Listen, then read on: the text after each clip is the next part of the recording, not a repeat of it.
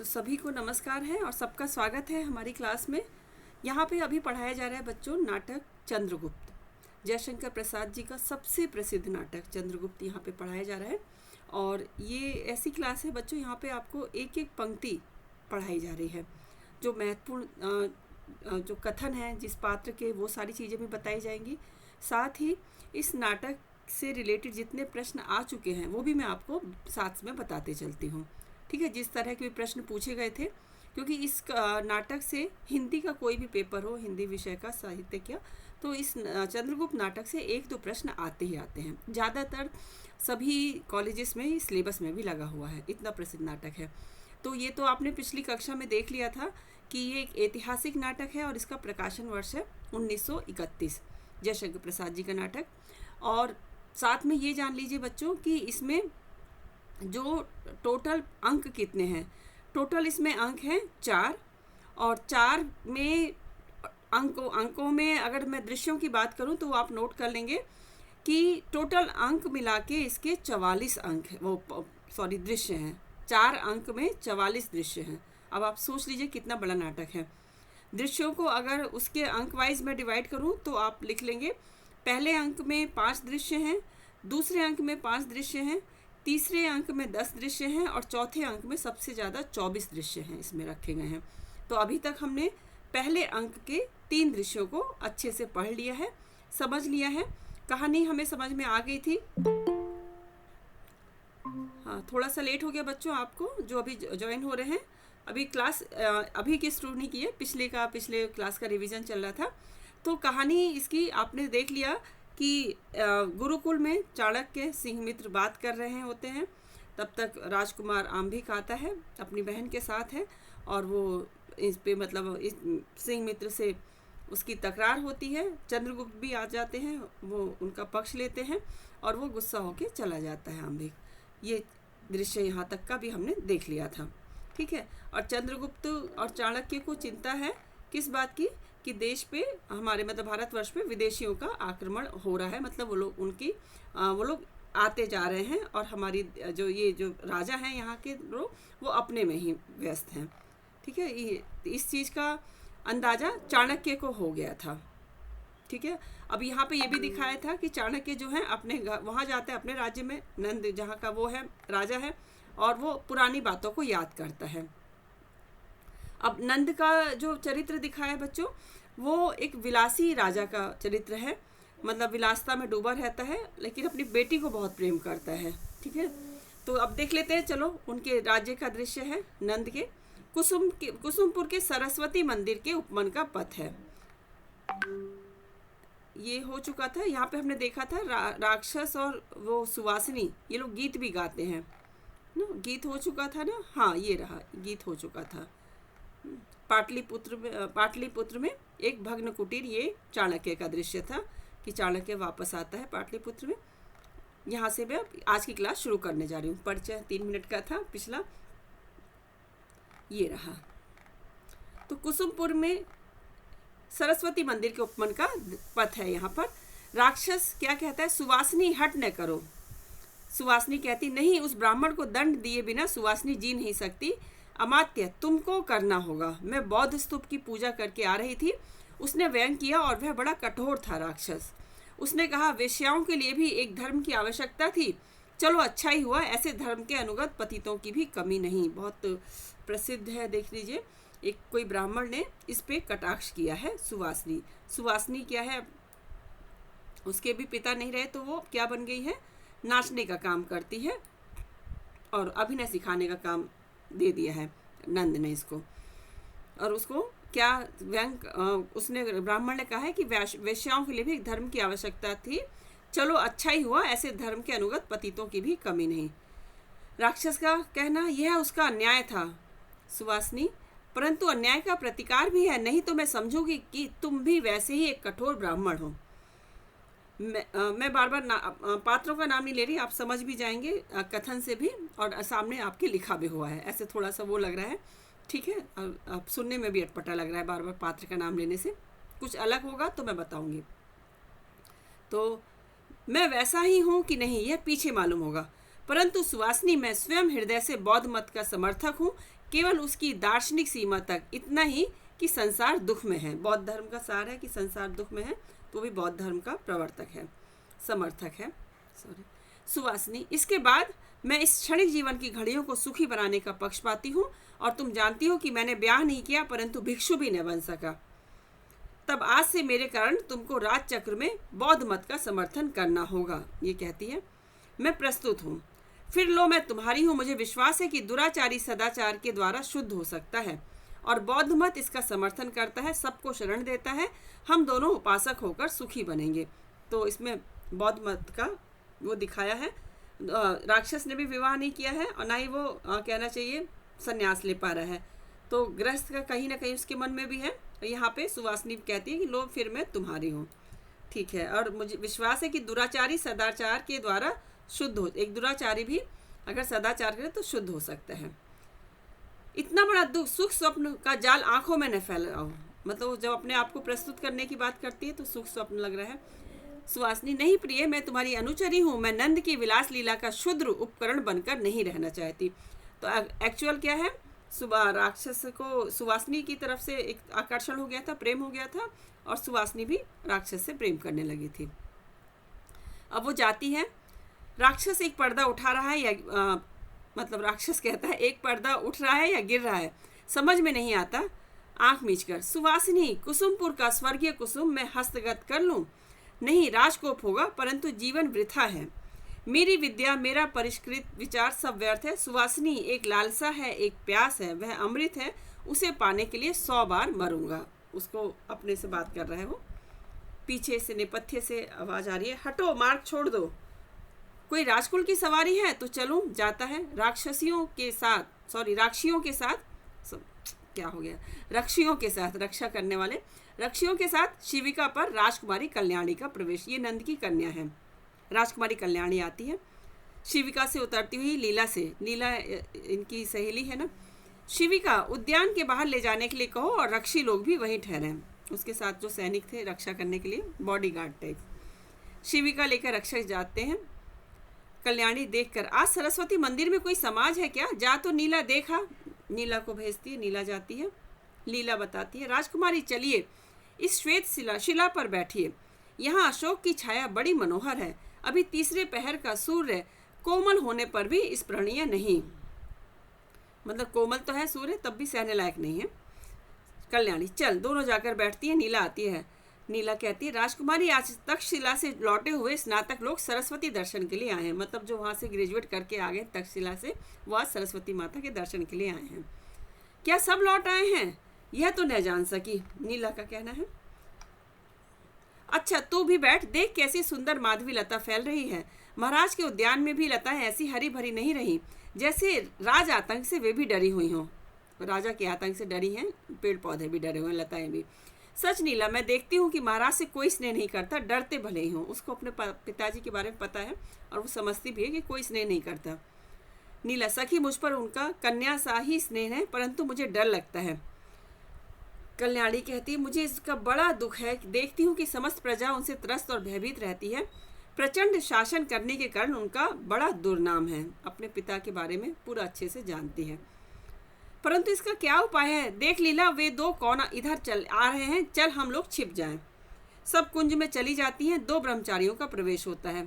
अब ये ग्रेजुएट करके आए हैं, आ रहे हैं यहाँ पे इधर। एक ब्रह्मचारी कहता है, धर्म पालित मगध को उन्माद हो गया है। वह जनसाधारण के अधिकार अत्याचारियों के हाथ में देकर विलासता का स्वप्न देख रहा है। तुम तो गए नहीं, मैं अभी उत्तरापथ से आ रहा हूँ। गणतंत्रों में सब प्रजा वन्य विरुद्ध के समान स्वच्छंद फल फूल रही है। इधर उन्मत्त मगध साम्राज्य की कल्पना में निमग्न है। बात कर रहे हैं, दूसरा कह रहा है, दूसरा स्नातक, तुम ठीक कह रहे हो। महापद्य का जारज पुत्र नंद केवल शस्त्र बल और कूटनीति के द्वारा सदाचारों के सिर पर तांडव नृत्य कर रहा है। सब पीड़ित है पूरी जनता उससे। वह सिद्धांत विहीन नृशंस, कभी बौद्धों का पक्षपाती, कभी वैदिकों का अनुयायी बनकर दोनों में भेद नीति चलाकर बल संचय करता रहता है। मूर्ख जनता धर्म की ओट में नचाई जा रही है। ऐसा ही तो होता है बच्चों, मूर्ख जनता धर्म की ओट में नचाई जा रही है। परंतु तुम देश विदेश देखकर आए हो। आज मेरे घर पर तुम्हारा निमंत्रण है, वहाँ सबको तुम्हारी यात्रा का विवरण सुनने का अवसर मिलेगा। कहाँ से आए हैं बच्चे? तक्षशिला से आए हैं। पहला, चलो दोनों जाते हैं। कल्याणी बाहर आती है, ये कहती है, सुनकर हृदय की गति रुकने लगती है। इतना कदर्थित राजपद जिसे साधारण नागरिक भी घृणा की दृष्टि से देखता है, कितने मूल्य का है लीला? लीला से पूछती है। पीछे से आवाज आती है नेपथ्य से, भागो भागो, यह राजा का अहेरी चीता पिंजरे से निकल भागा है, भागो भागो। तो अब आप समझ जाओ कि हीरो की एंट्री होने वाली है, चीता पिंजरे से निकल के आ गया है। तीनों डरती हुई कुंज में छिपने लगती हैं। चीता आता है, दूर से तीर आकर उसका सिर भेद कर निकल जाता है। धनुष लिए हुए चंद्रगुप्त का प्रवेश, पूरा मतलब पहले से भूमिका बांध दी है, बहादुर हमारा नायक चंद्रगुप्त आ जाता है। कल्याणी से उसकी पहली मुलाकात ऐसी होती है। कल्याणी उसको वीर वेश में देखती है। चंद्र, कौन यहाँ है? किधर से स्त्रियों का क्रंदन सुनाई पड़ा था? अरे यहाँ तो 3 सुकुमारियां हैं। हाँ बेटा, कुछ पूछ रहे हो?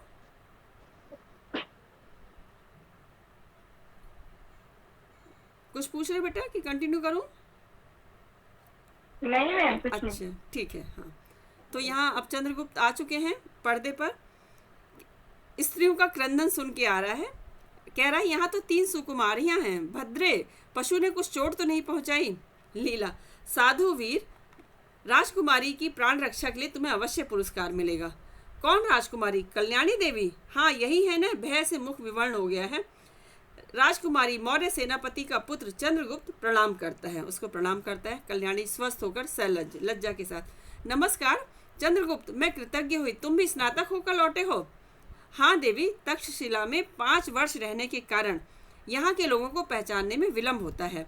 जिन्हें किशोर छोड़कर गया था अब वे तरुण दिखाई पड़ते हैं। मैं अपने कई बाल सहचरों को भी पहचान न सका। 5 साल बाद आया है भाई हॉस्टल से।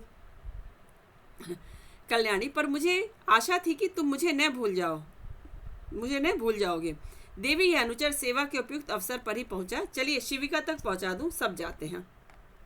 अब ये 5वां दृश्य इस अंक का है, आखिरी दृश्य।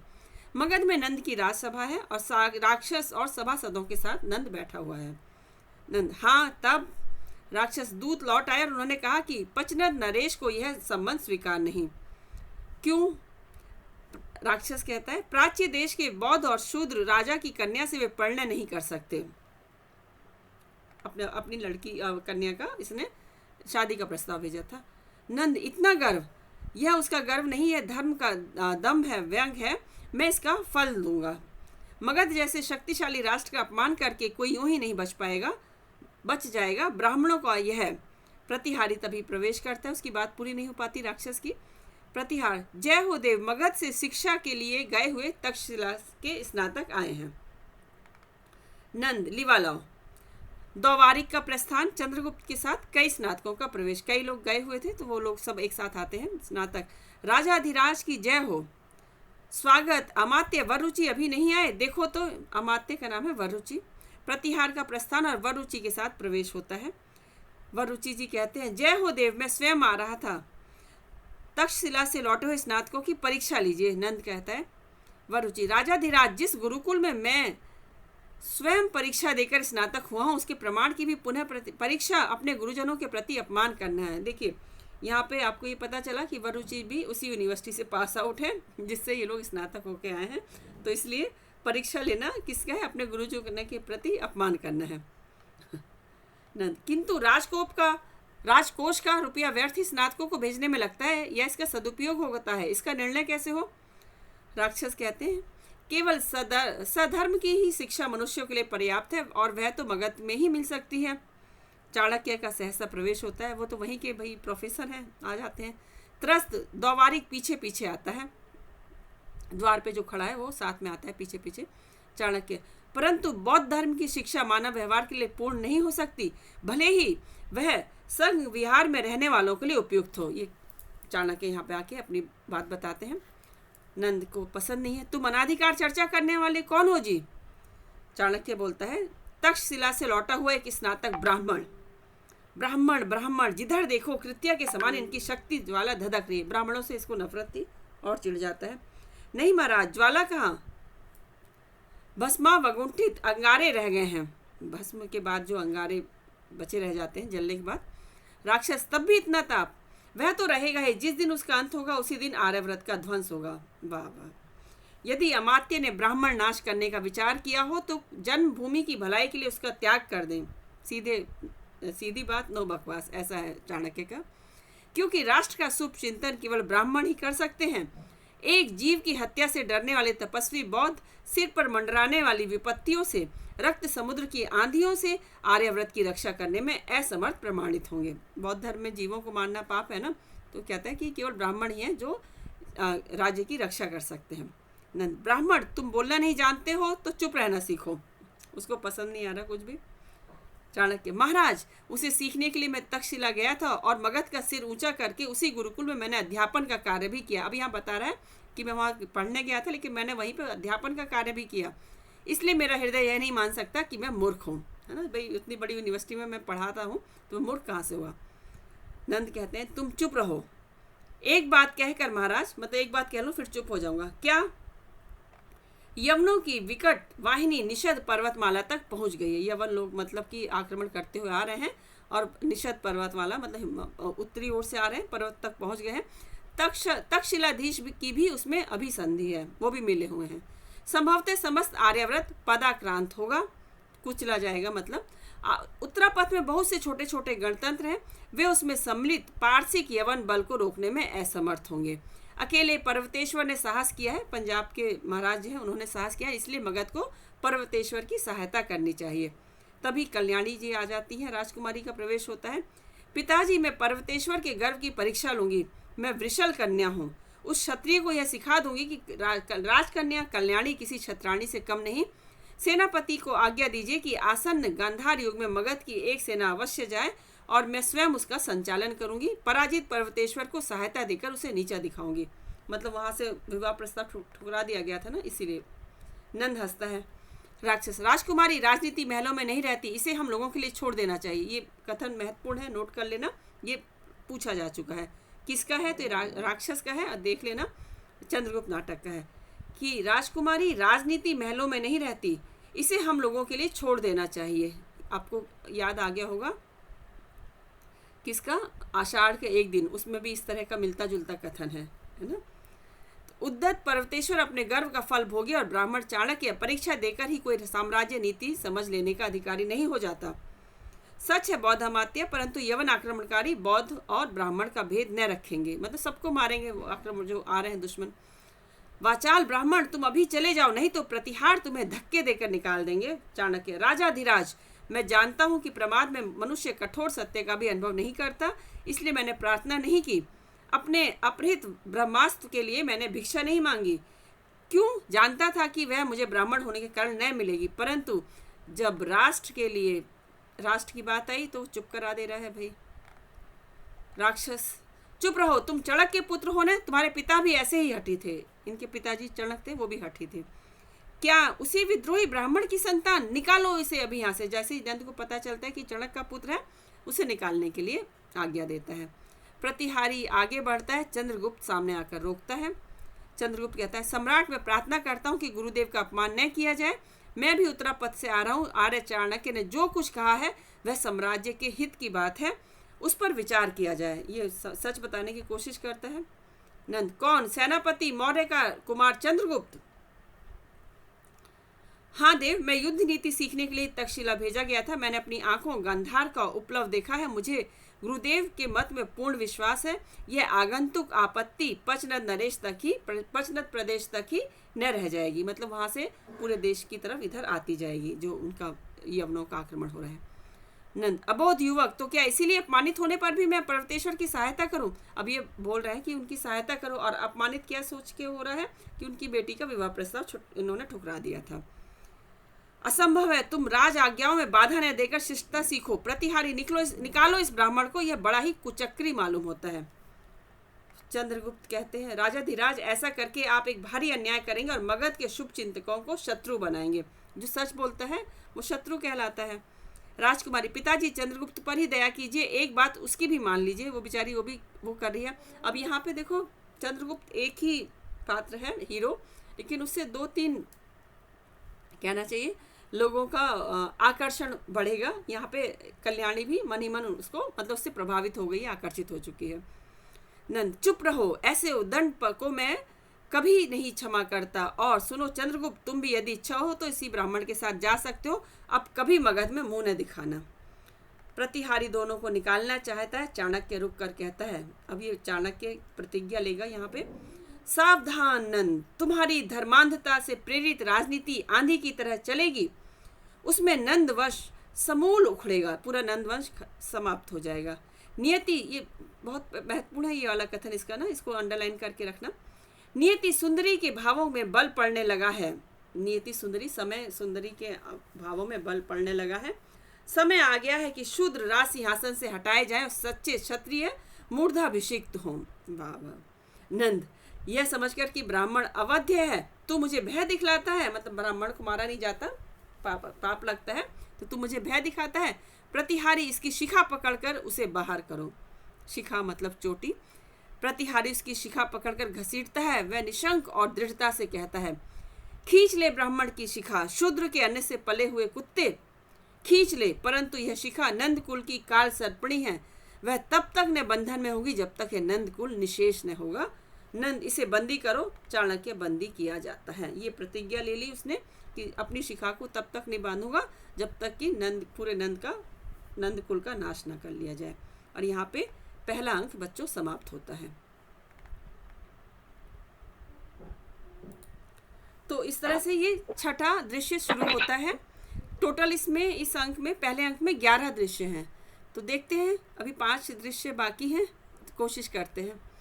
तो ये इस दृश्य में क्या दिखाया बच्चों, सिंधु तट दिखाया गया है। अलका और मालविका यहाँ पे हैं। मालविका कहती है, राजकुमारी मैं देख आई, उद्भाड़ में सिंधु पर सेतु बन रहा है। युवराज स्वयं उसका निरीक्षण करते हैं और मैंने उक्त सेतु का एक मानचित्र भी प्रस्तुत किया है। यह कुछ अधूरा सा रह गया है, पर इसे देखने से कुछ आभास मिल जाएगा। याद है ना अलका कौन है? पहले दृश्य में ही हमने इसको देखा था, याद होगा आपको, जब गुरुकुल में बातें हो रही थी। सखी, बड़ा दुख होता है जब मैं स्मरण करती हूँ कि स्वयं महाराज का इसमें हाथ है। देखूं तेरा मानचित्र। मालविका मानचित्र देती है। अलका उसे देखती है। एक यवन सैनिक का प्रवेश होता है। वह मानचित्र अलका से लेना चाहता है। अब देखो, ये वहीं के राजा की कन्या है, आंभिक की बहन, और हमने देखा था कि इनके पिताजी यवनों से मतलब कि मिल चुके हैं। वहाँ पे यवन सैनिक आता है, उसको प्रणाम करता है, अब एक मानचित्र लेकर आता है। ठीक है, वो देखती है क्या है।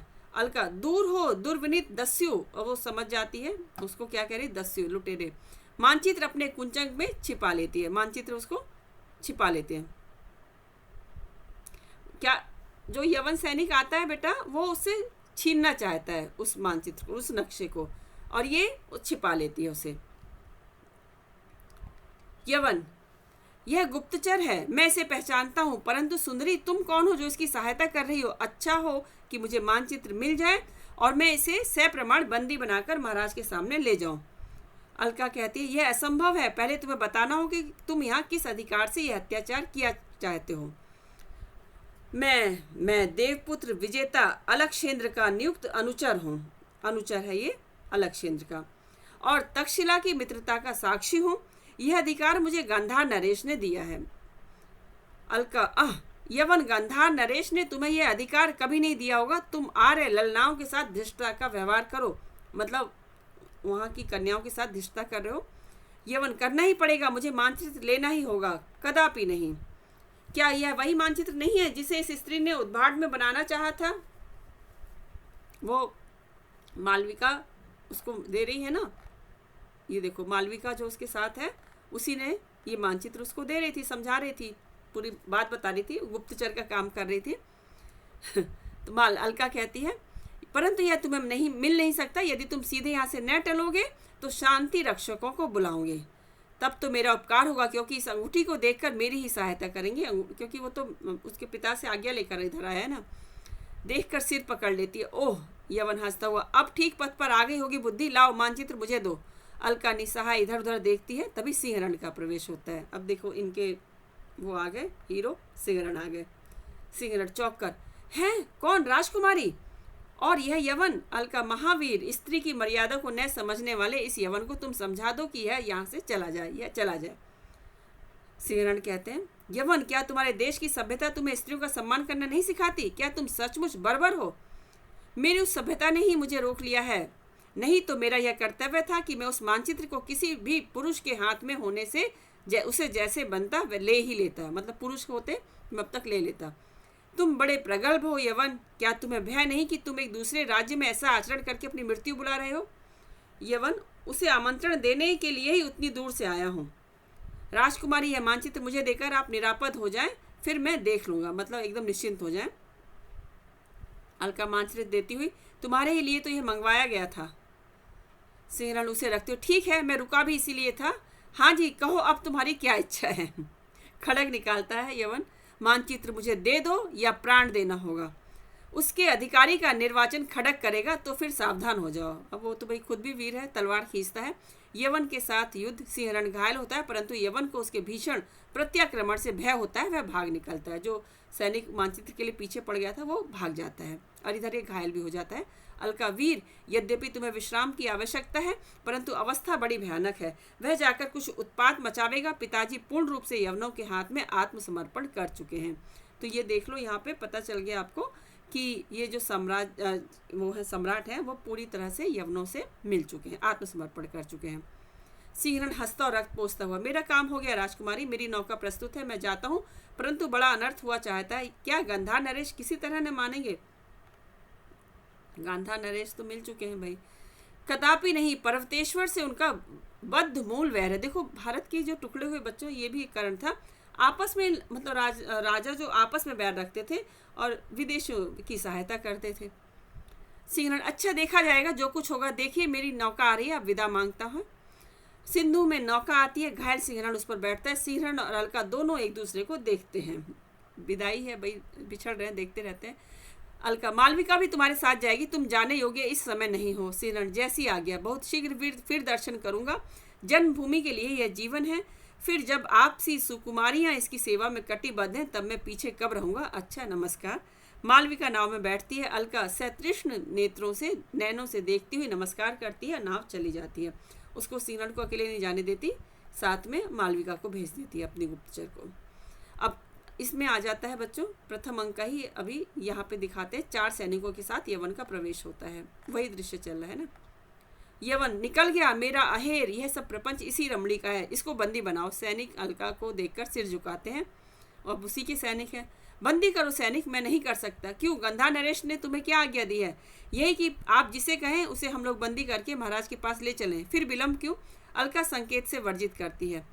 हम लोगों की इच्छा, सैनिक कहते हैं। तुम राजविद्रोही हो, कदापि नहीं, पर यह काम हम लोगों से न हो सकेगा। यवन, सावधान, तुमको इस आज्ञा भंग का फल भोगना पड़ेगा, मैं स्वयं बंदी बनाता हूँ। अलका की ओर बढ़ता है, सैनिक तलवार खींच लेते हैं। यवन, ठहर कर, यह क्या? डरते हो क्या? कायर, सैनिकों स्त्रियों पर वीरता दिखाने में बड़े प्रबल हो और एक युवक के सामने से भाग निकले। सैनिक अलका के उसको जवाब दे रहे हैं यवन को। तो क्या तुम राज की आज्ञा का स्वयं न पालन करोगे और न करने दोगे? यदि साहस हो मरने का तो आगे बढ़ो। सैनिक भाई बहादुर हैं।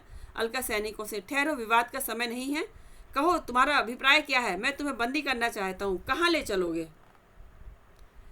गांधार नरेश के पास। मैं चलती हूँ, चलो। आगे अलका, पीछे यवन और उसके पीछे सैनिक जाते हैं। अब ये 7वां दृश्य आ गया। मगध का बंदी गृह है।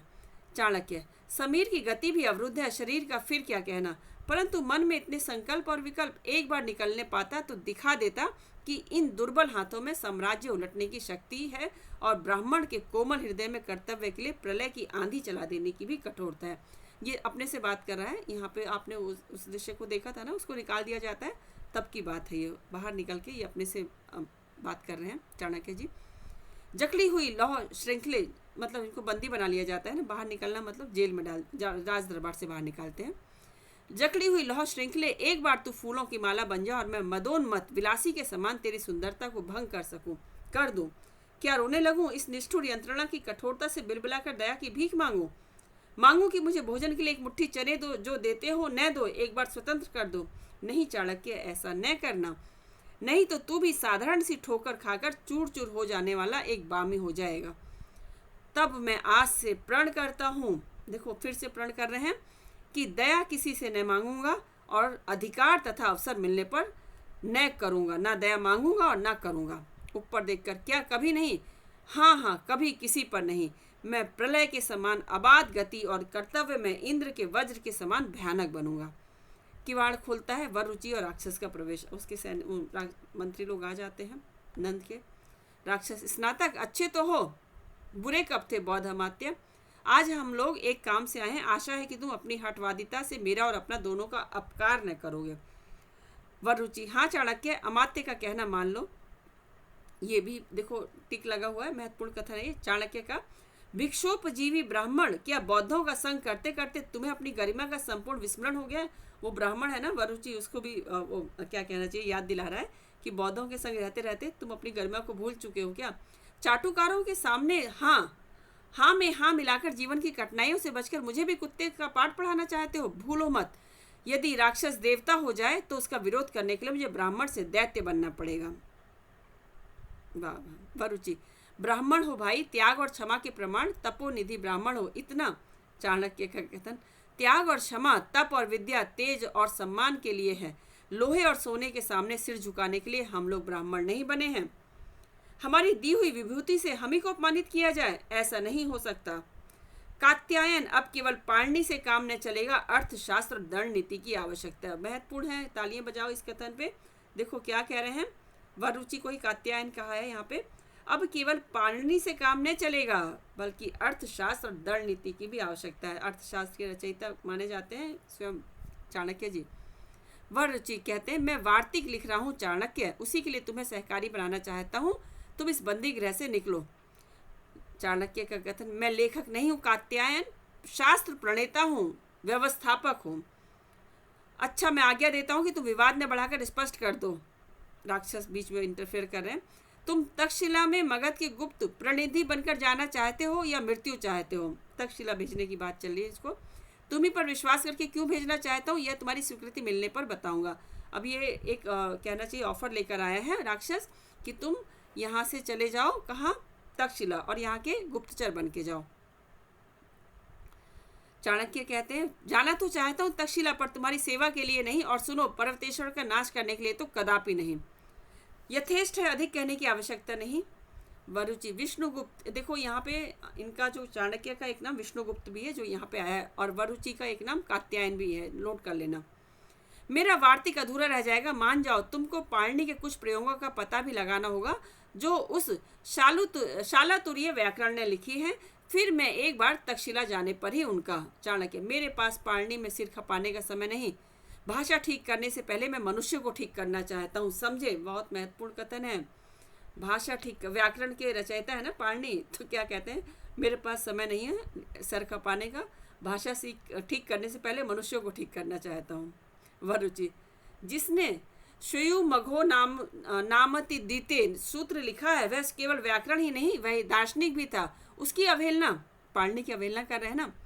चाणक्य, यह मेरी समझ में नहीं आता, मैं कुत्ता साधारण युवक और इंद्र को कभी एक सूत्र में नहीं बांध सकता। क्या कह रहे हैं, मैं कुत्ता साधारण युवक और इंद्र को कभी एक सूत्र में नहीं बांध सकता, कुत्ता कुत्ता ही रहेगा, इंद्र इंद्र। सुनो वररुचि, मैं कुत्ते को कुत्ता ही बनाना चाहता हूँ, नीचों के हाथ में इंद्र का अधिकार चले जाने से जो सुख होता है उसे मैं भोग रहा हूँ, तुम जाओ। नीचों के अधिकार में नंद को ये मतलब व्यंग कर रहे हैं।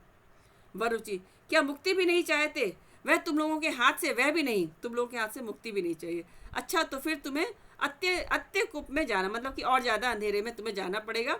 चंद्रगुप्त का रक्तपूर्ण खड़ग लिए सहसा प्रवेश, चाणक्य का बंधन काटता है, राक्षस प्रहरियों को बुलाना चाहता है, मतलब चंद्रगुप्त आ जाता है और ये लोग जेल से भाग जाएंगे। चंद्रगुप्त, चुप रहो अमात्य, शवों में बोलने की शक्ति नहीं, तुम्हारे प्रहरी जीवित नहीं रहे। राक्षस के प्रहरियों को भी इसने मौत के घाट उतार दिया। मेरे शिष्य वत्स चंद्रगुप्त, चलिए गुरुदेव, खड़ग उठाकर राक्षस से, यदि तुमने कुछ भी कोलाहल किया तो, मतलब उसको भी धमकी देता है। राक्षस बैठ जाता है, वररुचि गिर पड़ता है, चंद्रगुप्त चाणक्य को लिए निकलता हुआ किवाड़ बंद कर देता है। अब ये गुरु शिष्य दोनों वहां से चले गए हैं। आठवां दृश्य आ गया है। गांधार नरेश का प्रकोष्ठ यहाँ दिखाते हैं। गांधार की बात हो रही है जहाँ अलका को ले जाया गया है। चिंता युक्त प्रवेश करते हुए राजा का कथन है, बूढ़ा हो चला परंतु मन बूढ़ा नहीं हुआ, बहुत दिनों तक तृष्णा को तृप्त करता रहा पर तृप्त नहीं होती। आम्भिक तो अभी युवक है, उसके मन में महत्वाकांक्षा का होना अनिवार्य है। उसका पथ कुटीर है, गंधर्व नगर किसी सफलता उसे अपने पीछे दौड़ा रही है।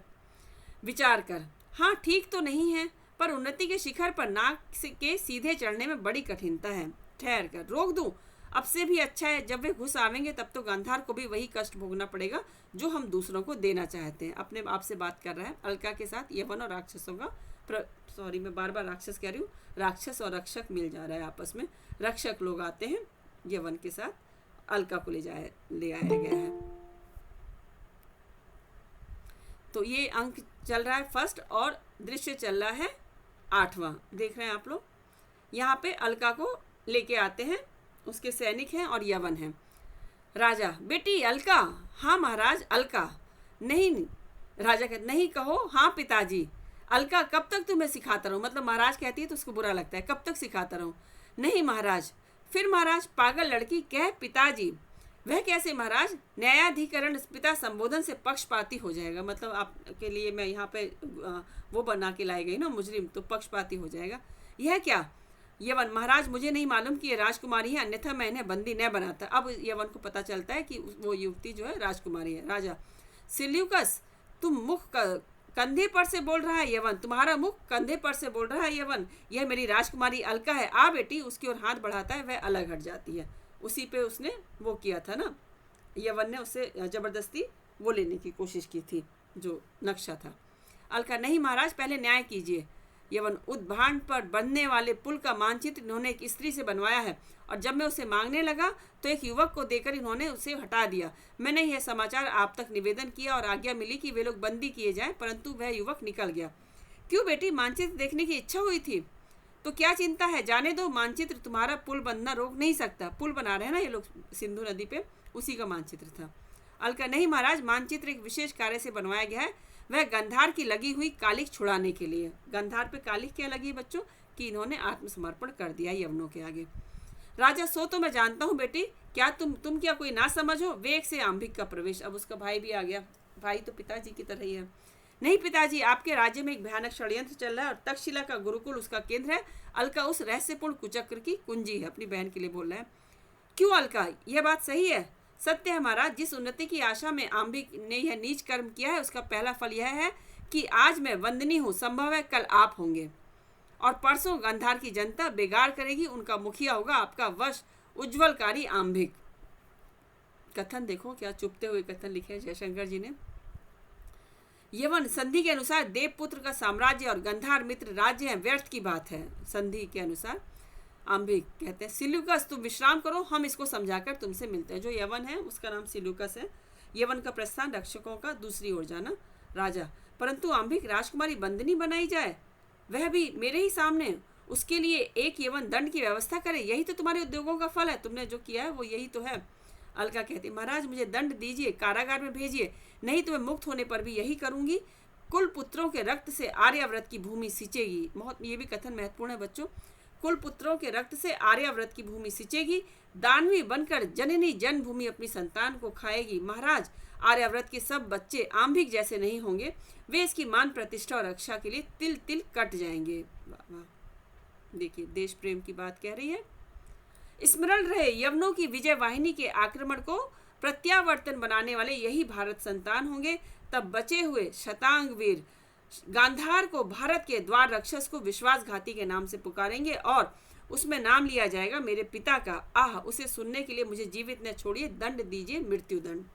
आंबिक, इसे उन सबों ने खूब बहकाया है, राजनीति के खेल यह क्या जाने। पिताजी, पर्वतेश्वर उद्दंड पर्वतेश्वर ने जो मेरा अपमान किया है उसका प्रतिशोध। इधर पर्वतेश्वर जी ने इनका भी अपमान किया है।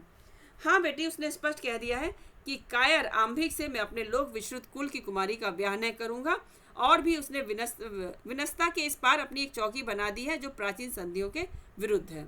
तो पर्वतेश्वर ही एकमात्र यहाँ पे अभी वीर राजा नजर आ रहा है। उसने उसको भी विवाह प्रस्ताव को ठुकरा दिया है अपनी पुत्री से। क्या क्या के? कायर आंबिक। अलका, तब महाराज उस प्रतिष्ठा की रक्षा के लिए जो लड़कर मर नहीं गया वह कायर नहीं तो और क्या है। आंबिक, चुप रहो अलका, तुम दोनों ठीक बातें कह रहे हो, फिर मैं क्या करूं। राजा कहता है, तुम दोनों ही ठीक बातें कह रहे हो। तो महाराज मुझे दंड दीजिए, क्योंकि राज्य का उत्तराधिकारी आंबिक की उसके शुभाशुभ की कसौटी है। मैं भ्रम में हूँ। राजा, मैं यह कैसे कहूँ? तब मुझे आज्ञा दीजिए, मैं राजमंदिर छोड़कर चली जाऊँ। कहाँ जाओगी और क्या करोगी अलका? गांधार में विद्रोह मचाऊंगी। नहीं अलका, तुम ऐसा नहीं करोगी। करूंगी महाराज, अवश्य करूंगी। फिर मैं पागल हो जाऊंगा, मुझे तो विश्वास नहीं होता आम्भिक, और तब अलका मैं अपने हाथों से तुम्हारी हत्या करूंगा। नहीं आम्भिक, तुम चुप रहो, सावधान, अलका के शरीर पर जो हाथ उठाना चाहता हूँ उसे मैं द्वंद्व युद्ध के लिए ललकारता हूँ। बाप बेटों में यहाँ कहा सुनी हो रही है। आम्भिक से नीचा कर लेता है। तो मैं जाती हूँ पिताजी, अनमनस भाव से सोचता हुआ राजा। जाओ, अलका चली जाती है, राजा और आम्भिक बचे हैं। आम्भिक, पिताजी लौट जाओ, लौट आओ। इस अवस्था में तो लौट आता, परंतु ये यवन सैनिक छाती पर खड़े हैं, पुल बन चुका है, नहीं तो पहले गांधार का ही नाश होगा। यवन अब अपने राज्य में खुद आमंत्रण दे रहा है दुश्मनों को घुसने का, पुल बनाने का काम करवा रहा है। राजा तब निश्वास ले, जो होना सो हो, पर एक बात आम्भिक, आज से मुझसे कुछ न कहना, जो उचित समझो करो, मैं अलका को खोजने जाता हूँ, गांधार जाने और तुम जानो, वेग से प्रस्थान कर। ये इसने भी क्या कहना, हाथ खड़े कर दिए हैं। पर्वतेश्वर की राजसभा है, नवा दृश्य आ गया है। 1 मिनट। तो ये पहले अंक का 9वां दृश्य आ गया है। पर्वतेश्वर की राज्यसभा है। पर्वतेश्वर वही जिसको मैंने बताया कि वीर राजा, अब यही दिख रहा है, पंजाब के राजा है पर्वतेश्वर। आर्य चाणक्य, आपकी बातें ठीक ठीक नहीं समझ में आती। अब ये चाणक्य और चंद्रगुप्त इनके यहाँ गए हैं। कैसे आवेंगी, मेरे पास केवल बात ही है ना, अभी कुछ कर दिखाने में असमर्थ हूँ, परंतु इस समय मुझे यवनों से युद्ध करना है। मैं अपना एक भी सैनिक मगध नहीं भेज सकता, वो क्योंकि मगध से ही उन लोगों ने चढ़ाई शुरू की है, तो ये वहाँ जाना चाह रहे हैं कि वहीं से उनको रोक सकें यवनों को। चाणक्य कहते हैं, निरुपाय हूँ, लौट जाऊंगा, नहीं तो मगध की लक्षाधिक सेना आगामी यवन युद्ध में पौरव पर्वतेश्वर की पताके के नीचे युद्ध करती। वही मगध जिसने सहायता मांगने पर पंचनद का तिरस्कार किया था। हाँ, पर्वतेश्वर का कथन है, हाँ, तो इस मगध विद्रोह का केंद्र कौन होगा, नंद के विरुद्ध कौन खड़ा होता है। चाणक्य कहते हैं, मौर्य सेनानी का पुत्र चंद्रगुप्त जो मेरे साथ यहाँ आया है, इसको घोषित कर दिया है नंद के विरोध में कि ये राजा बनेगा। कौन, चंद्रगुप्त। पर्वतेश्वर, पिप्पली कानन के मौर्य भी तो वैसे ही वृषल हैं, उनको राज सिंहासन दीजिएगा। चाणक्य, आर्य क्रियाओं का लोप हो जाने से इन लोगों को क्या मिला है, विप्लत्व मिला है, परंतु वे क्षत्रिय हैं। बौद्धों के प्रभाव में आने से इनके श्रोत संस्कार छूट गए हैं अवश्य, परंतु इनके क्षत्रिय होने में मुझे कोई संदेह नहीं। मतलब जात से क्षत्रिय नहीं है, लेकिन कर्म से क्षत्रिय है चंद्रगुप्त। और महाराज, धर्म के नियामक ब्राह्मण है, मुझे पात्र देखकर उसका संस्कार करने का अधिकार है। ब्राह्मणत्व एक सार्वभौम शाश्वत बुद्धि वैभव है। वह अपनी रक्षा के लिए, पुष्टि के लिए और सेवा के लिए इतर वर्णों का संगठन कर लेगा। राजस्व, राजा ने संस्कृति से पूर्ण मनुष्य को मूर्धाभिभक्ति बनने में दोषी किया। मतलब मैं ब्राह्मण हूँ और मैं इसको घोषित करता हूँ कि ये क्षत्रिय है। पर्वतेश्वर हंसकर, यह आपका सुविचार नहीं है ब्राह्मण। चाणक्य, भविष्य इसका विचार करता है कि ऋषि किन्हें कहते हैं। क्षत्रियाभिमानी पौरव, तुम इसके निर्णायक नहीं हो सकते। शूद्र शासित राष्ट्र में रहने वाले ब्राह्मण के मुख से यह बात शोभा नहीं देती। देखो, अब वो शूद्र है नंद, तो इसलिए शूद्र शासित राष्ट्र में रहने वाले ब्राह्मण बता रहा है इनको।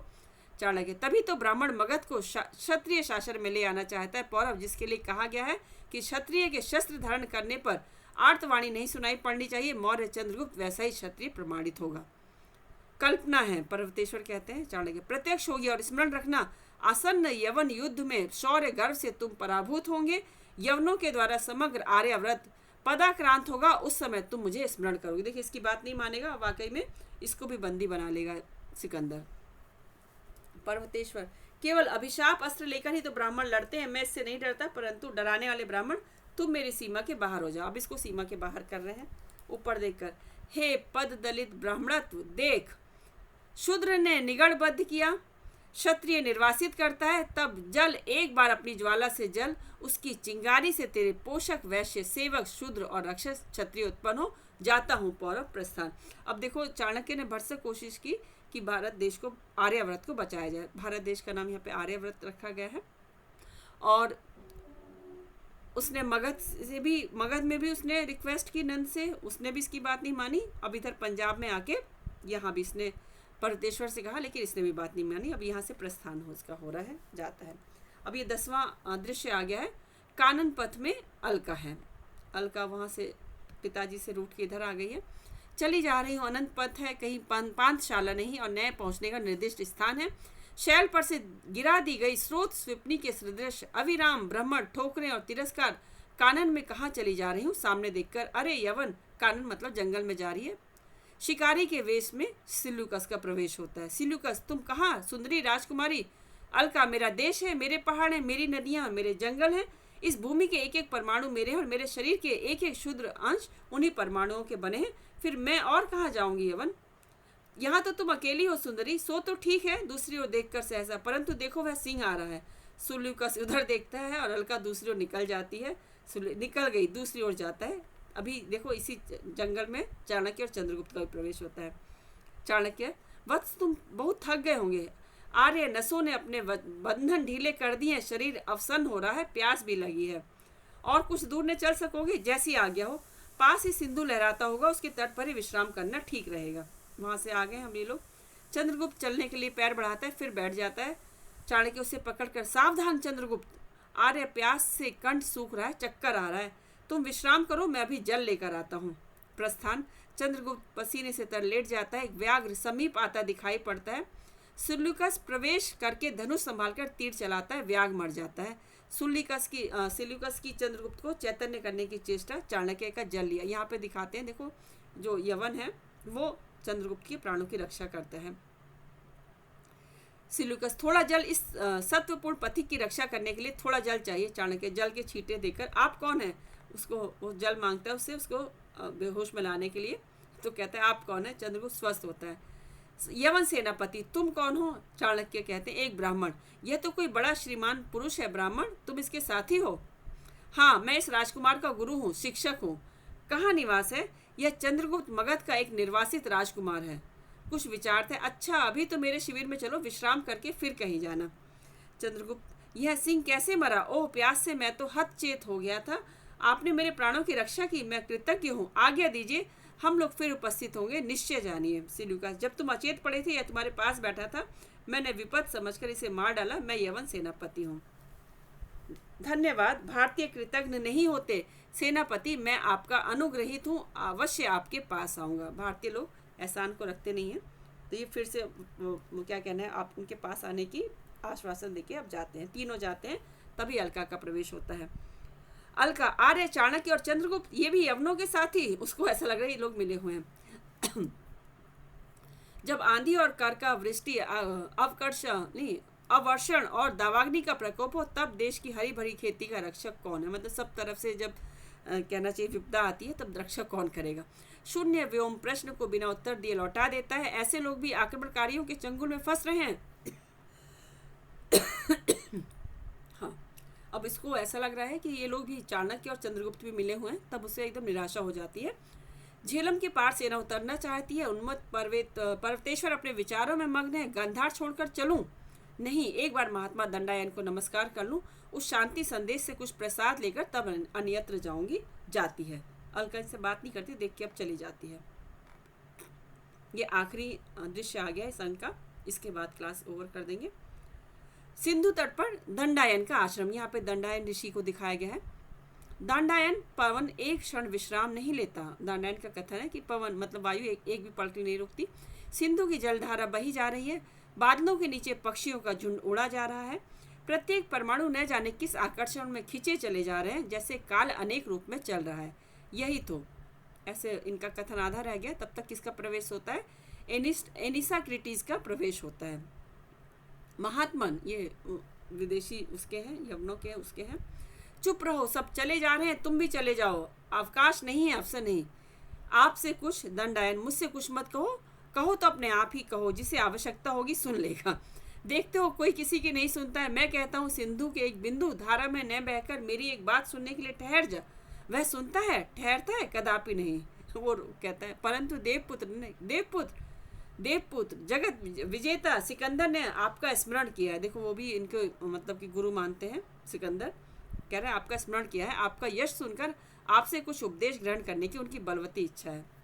दंडायन जी हंसकर, भूमा का सुख और उसकी महत्ता का जिसको आभास मात्र हो जाता है, उसको यह नश्वर चमकीले प्रदर्शन नहीं अभिभूत कर सकते। ये इंपॉर्टेंट है, दंडायन का कथन है। दूत, वह किसी बलवान की इच्छा का क्रीड़ा कंदुक नहीं बन सकता। तुम्हारा राजा अभी झेलम भी पार नहीं कर सका, फिर भी जगत विजेता की उपाधि लेकर जगत को वंचित करता है।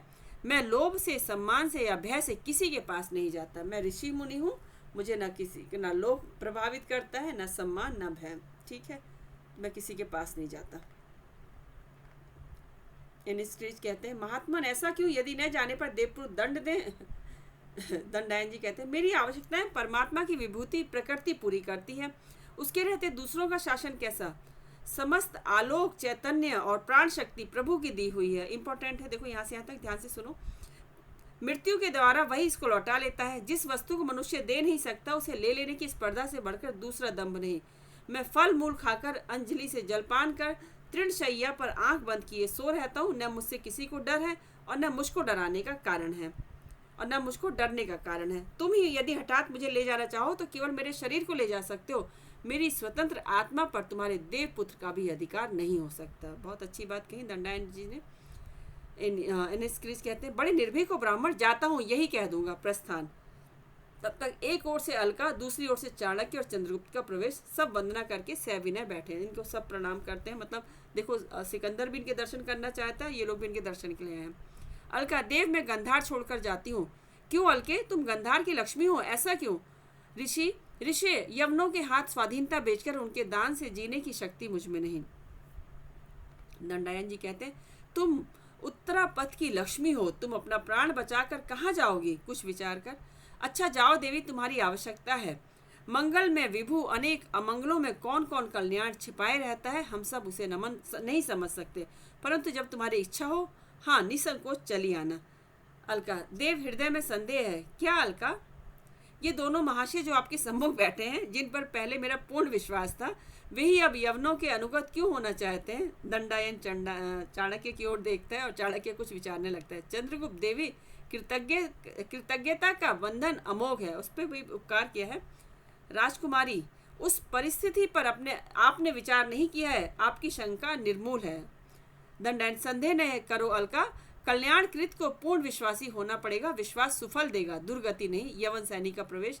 देवपुत्र आपकी सेना में आया चाहते हैं, क्या आज्ञा? मतलब खुद आया है। मैं क्या आज्ञा दूं सैनिक? मेरा कोई रहस्य नहीं, निर्भीत मंदिर नहीं, यहाँ पर सबका प्रत्येक क्षण स्वागत है। सैनिक जाता है। अलका, तो मैं जाती हूँ, आज्ञा हो। दंडायन, कोई आतंक नहीं है अलका, जाओ, ठहरो तो।